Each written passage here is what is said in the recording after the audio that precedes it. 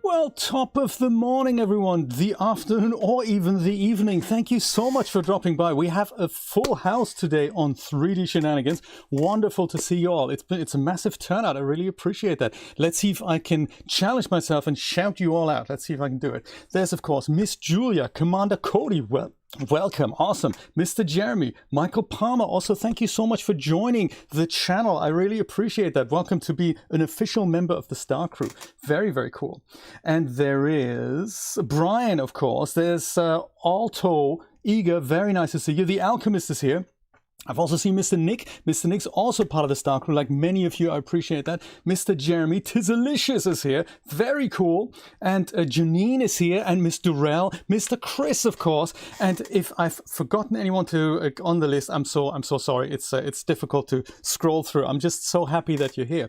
And I'm also glad to say, Michael, indeed, that we can hopefully make this a regular event. So this is something I've said this before. I find it much easier to go and make content like this when I'm doing it in front of an audience. There's a very different energy to it, and I just like doing it better this way. So if we do have things that we discuss, like questions, it is I'll snip these out from the stream and turn them into shorter videos that are kind of on topic. But here we can have a chat, you guys can ask questions, and it's just, it's wonderful. Mr. Emerger, there we go, that's the spirit. Mr. Emerger is back, and welcome to Belgium. Good evening to Belgium. And another sign up for the Star Crew member by Mr. Commander Cody. I love it. Thank you. Very nice. Let me see if I can find my big list of things to discuss this morning. So I thought we're going to start with something that is a question from Sydney that he had last time. Hello, Sydney. Welcome. It is something that needs a little bit of explanation, perhaps. But it's one of those things I've checked. I have another computer on my massive network here, and that is currently running, check it out, Windows 11. And I've checked if Windows 11 is indeed working with DAZ Studio and Blender, and I'm happy to say it does. But Sydney had the question, does Marvelous Designer / Claw run on Windows 11? And I'm thinking, let's find out together. How's that? Let's see. So this is my main PC. I'm logging into that Windows 11 PC remotely. Let's see if it works. I have two operating systems on there, Windows 10 and Windows 11. On the 10 side, I'm using this as a render node, and the Windows 11, well, that's currently the developer preview, so nothing can go wrong, or can it? Usually we're familiar with the blue screen of death. There we go. It's Windows 11. Look at that. New start menu in the bottom of the screen. How exciting is that? Oh, interesting, huh? That is what the engineers say, absolutely. So I haven't got it installed on here, so we need to do that, but that's cool. I hope you guys have time. I can just quickly demonstrate here DAZ Studio 4.15, that's the current release version, and everything else that I've tested works just fine on Windows 11. On the current Insider Preview build, that we must say that. So Microsoft may make changes that may or may not allow/disallow things to run, so it's one of those things. Ours goes to 11, yes, exactly. I remember that. Wasn't that on the iOS 11 keynote presentation? Let's crank it up to 11, like the musicians always do. So there we go. This is configurations. Yeah, that's fine. This is DAZ Studio 4.15 on Windows 11, and it seems to work. I'm not sure if I can I use my on-screen controls? No, so they're a little bit wacky when I'm using a VNC for this, or kind of another virtual system, so I can't really manipulate the viewport through a VNC, but I'm thinking, I don't know if I have content on here. Let's load the mouse. Mouse is always good. He's not actually in the smart content, is he? He is, I think, he is poser content, isn't he? Poor little guy. Can we load something else that is in the smart content before I'm spending too much time? Maybe the Felton puppet here. No, maybe the cockroach. Let's do that. Cockroach. Bruiser. So yes, I've played around with this a little bit, and it does work. It's nice. There doesn't seem to be a difference in responsiveness or render times either. Whoops. As I said, difficult with the viewport controls. They're just a bit too sensitive. But that is not a Windows 11 issue. Perhaps without anything. There's yeah, just to tell you a little bit about the system configuration. It's got this is a computer that has 2 GTX 970 cards in it. Square. Does this work? Just throw out a little render here, not pose or anything.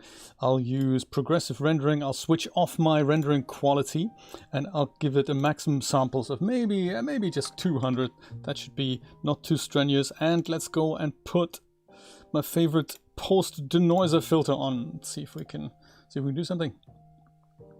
Default HDRI, so I haven't done anything, but proves a point. It does work, so that's good. It's one of those things when I'm thinking about upgrading things, no matter if it's operating systems or if it's anything else, new versions of programs, plugins, whatever. I'm always ever so slightly, what's the word? As I get older, I'm less, let's just say, excited about it, because I'm thinking the stuff that could break is just amazing. So I'm always thinking, let's just not do that. But hey, there we go. It works.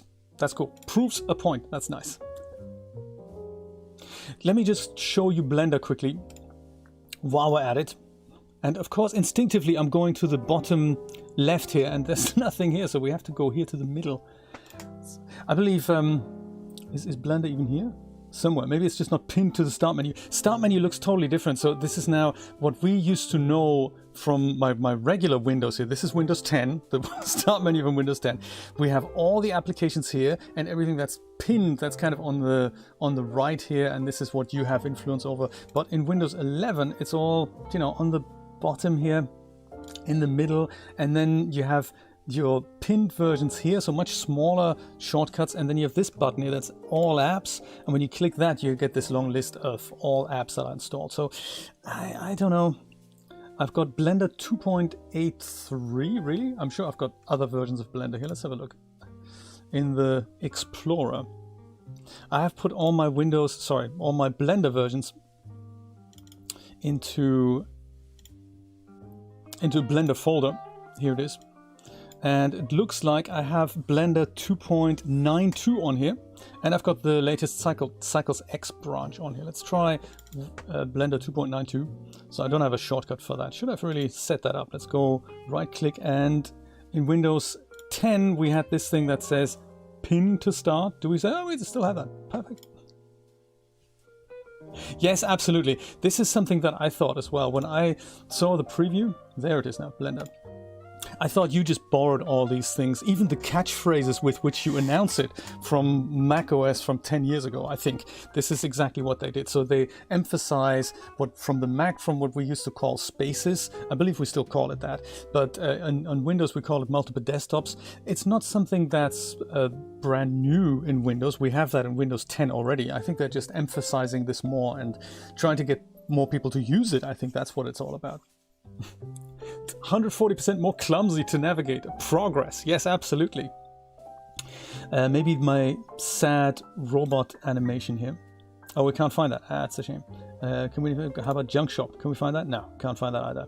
That's because that's on the cloud storage. Oh, okay, fine.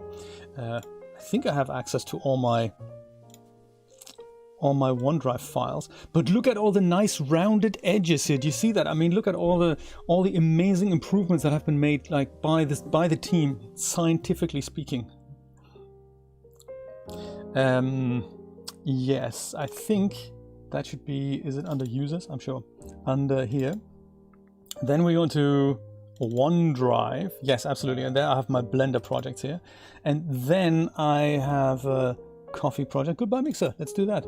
Mixer Sad Robot Blend 8. There we go. Let's do that. This is something I've made when Mixer closed down. I've used the 3D Universe Toon bot. It is still downloading stuff. That's okay, fine, good, whatever. And it's an animation, but we don't have to render the whole animation. We can just go and render one cycles image out. Maybe when the car comes down here. Car's already been car. There we go. Let's put the car here, and then so the robot basically goes and is angry at the fact that, you know, they've closed Mixer down. So he kicks it, and then an ambulance drives by and some. So that's the kind of, that's a little animation. It's on my channel. If you want to look at the final output, I'm just going to go and render one frame of it in cycles with GPU. Whoops, with GPU compute.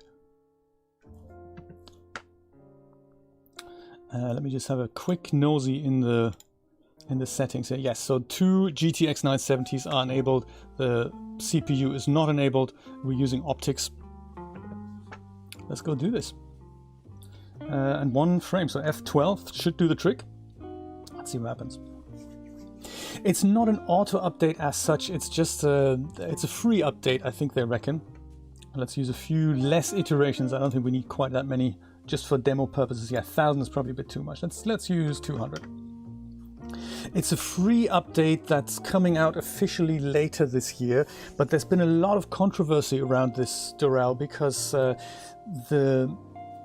like every hardware manufacturer, I suppose, they want to make money out of this. So if they give away the operating system for free, that means that doesn't make anyone any money. But ultimately, what will make people money is if you'd sell more hardware. And I suppose especially Intel is interested in that, since they've lost the Apple contract, essentially. Now that Apple are building their own silicon, if we were to be able to run Windows 11 on 5-year-old PCs, that's not a win for Microsoft, nor Intel, nor AMD, nor any of the hardware manufacturers. So what they said, rather arbitrarily, I must say, is that they've put out some specifications that we need for Windows 11 to be runnable. So it doesn't quite apply to the current developer preview. It is more something that will be rolled out when the operating system is available for general release. And that is that processors mustn't be older than 2 or 3 years max. I think 2 years is currently the maximum. 3 years, they're currently testing it. There's a lot of backlash from the community about this. You also need something called a TPM module that checks if the operating system is genuinely started or if there's some interceptions happened in the startup process. So the official line is it's more secure. The unofficial line is, hey, we want to sell hardware, of course. And so while I can prove that Windows 11 in its current form runs on my computer, the release version will not. So none of my computers are officially capable of running it. So it's a bit of a shame. But hey, Blender works. For those of you who have a computer that is capable of running it, Blender works, Blender renders, DAZ Studio renders. Let's have a look if Marvelous Designer also renders. And that is something I just need to quickly install. I've copied it over here. This is the latest Marvelous Designer 10 installer. Let's just go put that on here. You're welcome, Dorel. So currently, people are not exactly happy about the fact that Microsoft made such an arbitrary decision, and that it's kind of forcing us to do that. But fear not, Marvelous Designer Windows 10 has currently an end of life until 2025. So mid-end 2025 is when the official Windows 10 support will stop. But Windows 11 is going to be available by the end of this year. So it means that we have a 5-year kind of grace period to get acquainted to the idea of where's this Windows 11 thing going. I mean, many things can happen until that time. First of all, you can keep Windows 10 until that time. You can even keep it for longer if you want, but then you'll run the issue that you don't get the security patches anymore. Pretty much like what Windows 7 and 8 users have right now. Those operating systems are no longer supported. Or Windows XP, many people were running that until, you know, much after the end of life had already set in. Let me start it from the shortcut and see if it works. Oh my god, this is exciting. So yes, a lot of stuff can happen in 5 years, so I'm thinking don't worry too much about it for now. They either may find it in their heart to lower the entry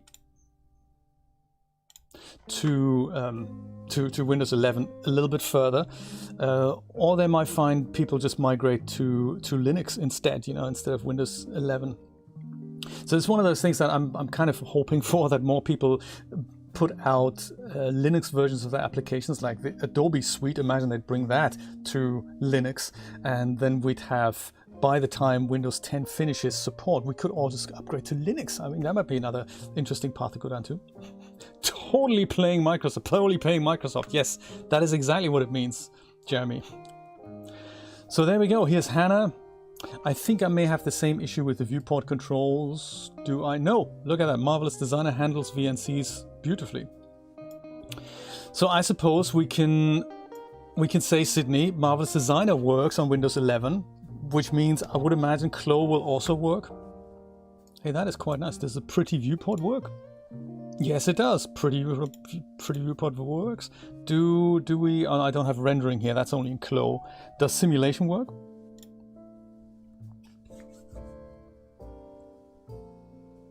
CPU simulation, this is. Does it? Has it kicked in? Yes, it kind of works. CPU, a little bit slow as always. Let's try GPU simulation, just because, you know. Oh, come on.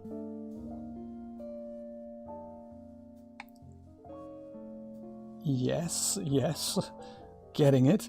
Let me do GPU simulation here. Left click and hold onto this button and just say fast GPU. It's a little slow, I must say, but that could just be optimizations underneath the hood. That is possible. It is good news, isn't it? So it's another one we can tick off the list, that Marvelous Designer now works. Yeah, okay, so I can see it's slower, but in principle it does work. So I think getting that fast is probably just a matter of you know, whatever under the hood tweaks. It could even be Windows 11 rather than Marvelous Designer. So this is faster on my other computer, but I have faster GPUs in there. I do have a faster CPU on this system. So eventually my plan is to go and use this computer as my main desktop, but I can't fit my graphics cards in there at the moment. So that's why. Okay, well, there we go. I'm glad about this. I'm glad we tested this. So it's another load off our mind. Thank you, Hannah, for checking in here. Durrell, I've seen that Clo 6.2 has a new avatar. I'm not sure if we have that yet in the Marvelous Designer 10 library. Even though there is a lot of stuff that I could potentially download. Maybe they've given it to us. Stala Sansa, no, we still have the regular ones here. But if you do have Clo and Marvelous Designer, or if you want to download the Clo trial version, you can use all that content in Marvelous Designer if you want to do that. So Camilla, there we go. Good to know. Do you know, Durrell, that is a good question. You can. There are, especially on the Mac, there used to be special hard disk enclosures available. That would you would just take a GPU that doesn't fit into your case, you put it into a little external case, and then take essentially a long cable and put it into your case, and either attach it with a so-called PCIe riser. That's a cable that connects the PCIe slot in your motherboard to the graphics cards, and then you supply external power to the card, a little enclosure. They used to be very expensive. Mac users are familiar with that symptom when Macs started going that way, that they got smaller and user unupgradable. There was just no room for graphics cards. And users used external enclosures with the FireWire to the PC so that at least they could use the GPU with the Mac. And it was supported up until a few years ago when Mac said, okay, we're going to stop this now because I don't think we want you to do that. We want you to buy our hardware and no external NVIDIA, whatnot. That's not going to happen anymore. And yes, that's the state of the Mac that we have today. If you want me to test anything else on Windows 11, do let me know. Let's go back to Windows 10 now. I'll go and lock myself out. There's one button and Windows 10, the familiar user interface. Whoa, I'm still a little bit uneasy with Windows 11. Let's go and start with some DAZ questions. Let's start with this. There's a couple of things that are on my list of things to talk about today. One is rotating a camera around an object that has to do with turntable animations. There's an alternate way of doing it, and people had questions, and I thought, yes, I can totally address that. Then there is, for Commander Cody, subdivision and smoothing modifiers explained. There's a couple of things that I wanted to clarify, just to explain what does what, how do we apply them ourselves, and what are they both used for, and what are the implications of when you export objects and so forth. Then there's something for Mick. I wanted to talk about this. I don't know if Mick is here. Maybe we'll wait until a little bit later. I'll make this available as a standalone video as well. Just wanted to check how to render DAZ characters and clothing as separate layers. So that is something that Mick was interested in. Some virtual novels do this, that they let the player change the clothing on a character, and therefore you need the character as well as the clothing in layers. So we'll talk about that, and that's a lot. I think let's get started, see if we can do that. Let's start with the rotating camera. In fact, rotating camera and the alternate way of doing that. So let me see, I have a little bit of a demo that I can show you, and that is here. There we go. Righty, perfect. So in my last video, I talked about how we can create a turntable animation like this. And I've explained how to do this with an object in the center, that is her. And she is essentially rotating around the y-axis, and that is what we show. The lights and the camera are stationary at this point, and only the person in the middle or the group in the middle rotates. But there's another way of doing that, and the effect is almost the same. So let me show you that. This is the same person with a different hairstyle, and she's rendered in a slightly different way, and we'll see this in a side-by-side comparison. So in this case, I'm literally rotating the camera around a central object, and I'm leaving everything else stationary. So here are these two things side by side. They're a little out of sync because the person on the right, I forgot to add the perfect keyframe interpolation to linear. But so the result is almost the same, and it's totally personal preference of how you want to set this up. I prefer to have the character rotate around its own axis, but it's personal preference, so I thought I'm going to show you how you can rotate the camera around while leaving the object in the middle stationary. So there we go, let's do this. It's fairly simple. Do I have a scene prepared for this, or do I have to build myself one from scratch? Maybe I will do that. Shall I do it one from scratch here? Yeah, I don't think I have one prepared for this. Have I? I can show you how I've made this. I'm just going to show you how to do it from scratch. So let's go and bring in a character, and nothing fancy, just a gray Genesis 8 figure, maybe a male figure. And the first thing I want to do is have a think about how long my animation needs to be. If I use 30 frames, that's going to be too short. If you want to show your character from all sides, you probably want to have something like 3 to 4 seconds. So if we were to think in 30 frames a second, the first thing I'll do is I'll switch this down here, the total frames, to 121. That's 120 frames plus 1 frame, which is the 0th frame. Thank you so much. 2 people have actually explained this to me in a comment on YouTube. I appreciate that. So very, very nice. So this gives us an essential 4-second animation here. And I'm going to leave my figure stationary and just move the camera around. So for that, I need to have a camera to begin with. So I'll go and create one new camera up here, new camera, and I will leave this checked here, copy active view, perspective view, and I'll just do that so that the camera now looks exactly the same as the perspective view. So as a result, if I were to move the perspective view and then go back and look through my camera, I can still see this. I can also go and switch on my aspect frame here. So imagine this is my perfect framing. But actually it isn't really. I'm gonna frame this guy up like this. So this is my camera, and instead of the person in the middle, I'm going to rotate the camera around the guy. And that's a fairly simple concept. If we look at the perspective view again, oh, I go and switch that aspect frame off, I can see my man and I can see the camera, but it looks like it's very difficult for me to tell the camera to go around in a circle. I mean, how am I going to describe the circle to the animation engine? Super easy with a helper object. I will go and create myself one from here. So we'll say create new null, and a null object in DAZ Studio is a very fascinating thing. You can use it for so many things if you start thinking outside the box. It's something, I'm just going to go and put it into the middle, so apply the scene defaults. It'll be applied exactly in the middle underneath my guy here, and it is empty. Blender calls it an empty, DAZ Studio calls it a null. All it is really a node in a scene hierarchy, and as such it can be animated. So what I need to do now is I need to make sure that null is in the same position as my character, and then I'm going to go and grab my camera and left click and drag the camera under the null. So as a result, if I go and select my null and move it, the camera will also be moved. Watch this. So no matter where I move my null, the camera moves with it. And the cool thing about this is now that I can go and animate my null by just rotating my null around the y-axis. And if I were to do that, the camera goes and describes that perfect circle around my guy. So this is how we can animate the camera and leave objects in the center stationary.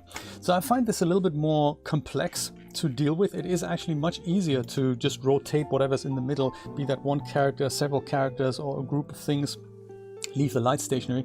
Lights you're going to also have to parent to the null so that they move as well, unless you want the light to come from the same position, which means if you had a strong rim light or whatever and the camera goes to this place, then you'll see that the light is essentially coming from the same direction while you're moving the camera. So that doesn't always look great, but you know, one of those things. Personal preference. So with the null selected now, I'll go to the first keyframe here and hit the plus icon on the parameters tab on rotation. It depends on where you want to move the camera. At the end of the whole animation, I'm going to go and set this to just one short of a full rotation. So if you were to set this to, so 360 is the same as the current position. So if we set this to 359 just arbitrarily, then set a keyframe here on the null. Let's see what happens. Oh, nothing happens. Oh, that's uncool. Why not? Maybe it's because I need to put my rotation actually into the menu here, into the animation menu. And just once again, set 0 as the first keyframe. Didn't I just set a keyframe there on the null? Crazy stuff. Sometimes this happens. There we go. Now it works. So keyframe at the start and the end, and now my camera rotates around my guy, which is awesome. So when we go and look through the camera and press play, we'll see that this happens, which is exactly the kind of turntable animation you want. It depends on which direction you want to go to. If you want to go the other way, if you want the character to turn the other way, then instead of the 300 at the very end here, with the null selected, instead of 359, you just type in minus 359. And then as a result, the rotation happens the other way. And now the character rotates this way, which is groovy. So anything you want to remain stationary in this, you have to parent to the null, and everything that you want to rotate around needs to be not parented to the null. That is kind of how this works.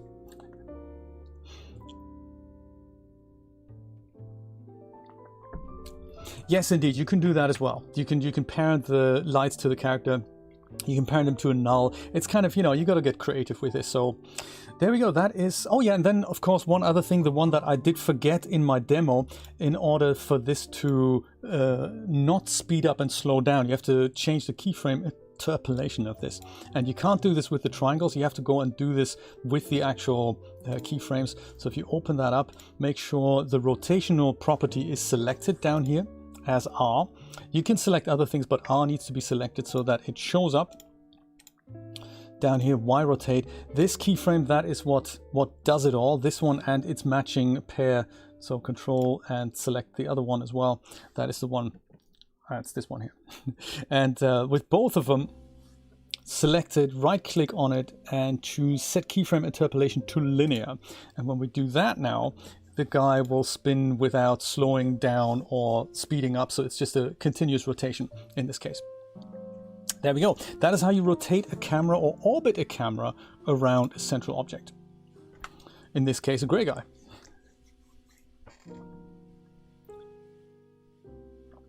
Absolutely. Also, there's so many things that you can do with this. I like it if you have something that you want to post on social media, rather if you've made a character. It looks so much more interesting if you had something that, like a GIF that just does this. That might be another idea for a video that I show you how you turn this into a GIF. There's multiple ways of doing that. You'd render this out as an image sequence and then compile it in your favorite video editor, and then you can turn it into a GIF from there. I'm sure there's also online services that do this, turn it from a video into a GIF. So there's all kinds of things that you can do. I hope that explains it. Little alternate way of getting things done. Let me see, rotating camera, we've got that, perfect. Actually, Sydney, you also had last time you had a question about the Subdivision Surface Modifier, base resolution, bringing a character into Marvelous Designer. We talked about that.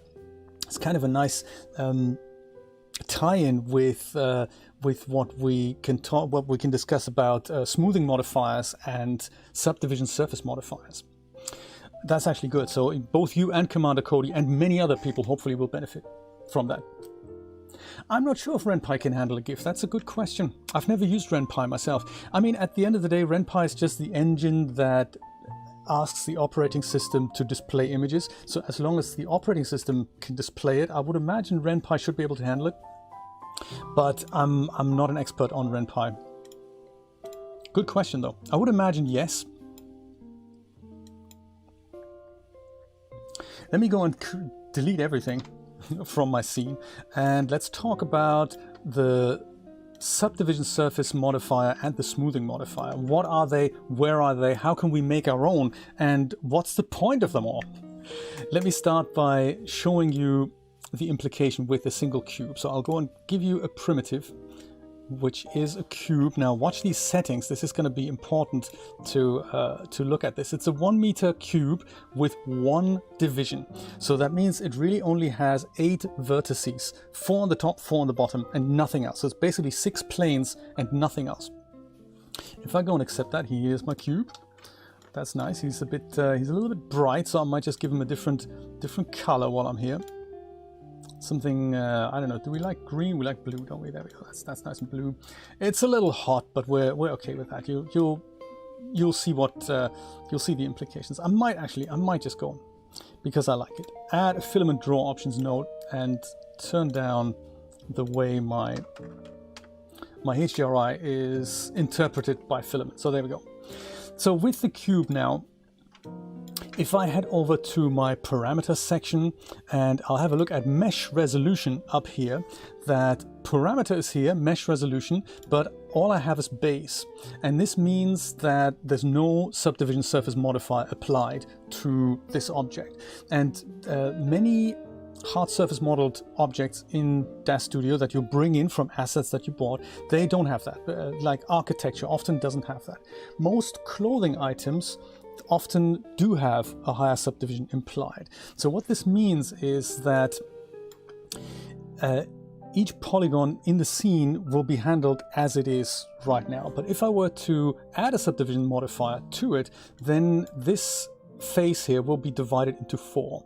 or higher, depending on what the setting is that I'm setting. So currently I have 1 polygon at the top, but if I add a subdivision surface modifier, I'll have at least 4.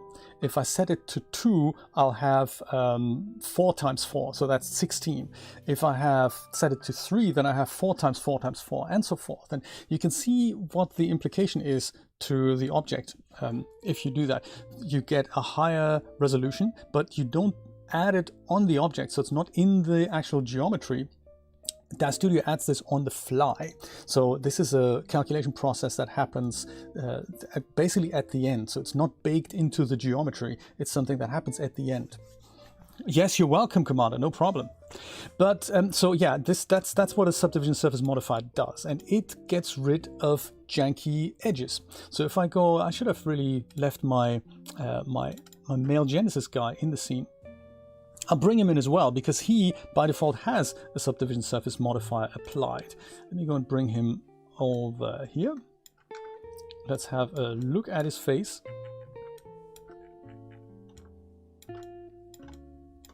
So he looks very smooth literally everywhere. So if I go and select him now on parameter settings, I can see that on his mesh resolution, I have 2 options here. I have high resolution and I have base resolution, so I can switch between them. And also I have a bunch of settings down here, like how do I calculate this and what actually happens. And this tells DAZ Studio how to mathematically add these extra polygons. And this here, subdivision level and render sub-D level, that tells DAZ Studio what to display in the viewport. So if I go and switch this from base resolution, from high resolution to base resolution, you can see, especially on his ears, that the guy's getting a little bit chunky here. Righty, this is the actual resolution, this is the actual geometry of the figure, and if I switch this to high resolution, things look a lot smoother in the viewport. So this setting here is what we currently see DAZ Studio apply in the viewport, and this setting here is what we see DAZ Studio apply in the render. So there's 2 versions of this. This one will calculate slightly faster, which is why it's basically this -1, so that you get less implied polygons in the viewport. That means the computer will be faster to do its thing when you move things around in the viewport. But for the final render, we say we increase this by 1, so we subdivide 1 more time. But so the benefit of this is that the actual file size of the Genesis figure is relatively small, whereas the render resolution or the display resolution is much higher, because DAZ Studio calculates this on the fly. Blender and many other 3D applications have exactly the same concept. Even Hexagon has that. It's sometimes it's called implied polygons. And if I go and set this to higher, like set this to 2, then you see that the render resolution goes up to 3. So the render resolution appears to be always 1 higher, but we don't have to do that. So you can set these independently. You could set this to 0. That means in the render it's not subdivided, but in the viewport it is. Some people render their images with an even higher set here, so they sometimes set this to 3. You can set this to something even higher by going to the parameter settings and just disabling the limits option, or typing in a different limit, like, I don't know, 6, and then you can crank this slider higher if you wanted to do that. But you can see that the computer gets unresponsive. Don't try this with things like hair, because it really adds an insane amount of polygons. Like, we're talking millions of polygons to your scene. So yeah, I think I may have done something really bad now, because DAZ Studio is not responding anymore. One of those things. So yes, the limits are there for a reason, and the new Genesis 8.1 figure actually has 1 higher subdivision level than the Genesis 8 figure, so that is, they can show even more detail by default. But you can do this to any figure, and maybe DAZ Studio comes back to life at one point. If not, I have other versions that I can show you the next part of. So I was going to show you how you can add this to your own objects if you needed it, and also what happens to objects that are not designed to take a subdivision surface modifier. So usually organic shapes. Is it coming back? Is it coming back? Yes, absolutely. So don't set it to 4. That's what I'm saying. Don't set it to 4. I guess that is my limit. Oh no, there we go. It's actually set to 5. Look at that. That is very cool. And we're still pretty smooth. But I don't really see that much of a difference anymore. I mean, I suppose we have to have a certain amount of resolution, otherwise we wouldn't see benefits. But I don't really see a benefit between 5 and let's say 2. Do we see any difference? I didn't see one. It's one of those things. Yeah, and it takes so long because DAZ Studio has to go and calculate all these things. Let me go and just make my guy invisible and talk about the cube again. So as I said before, the cube doesn't have what the 3D modelers call these edge loops inserted. It's literally just 6 sides and 8 vertices, and that is it. If I wanted to add my own Subdivision Surface Modifier to this, I'll head over to Edit, I believe, Object, Geometry. It's kind of hidden here. Convert to Sub-D. That's how DAZ Studio adds this modifier. So when we do that, watch what happens to the cube. Nothing good. That is what happens to the cube. It turns into what Blender would know as a UV sphere. And it seemingly has destroyed my object. So it tells me that it's important that you understand why this didn't work, because there was nothing to hold the geometry in place. So it literally just DAZ Studio just tries, or the algorithm just tries to smooth everything, and there's nothing that's holding anything that was supposed to be sharp in place. So it just goes and collapses. And if I go and set this to something higher now, I'm getting basically a really flat, smooth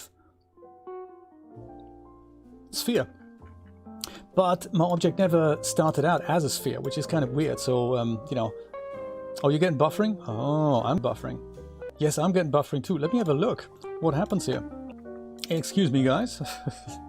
Thank you for bringing this to my attention. Maybe my internet has tanked. Oh, yes, it has. Oh, yeah, that's not good. Yes, the tanked internet. What a shame.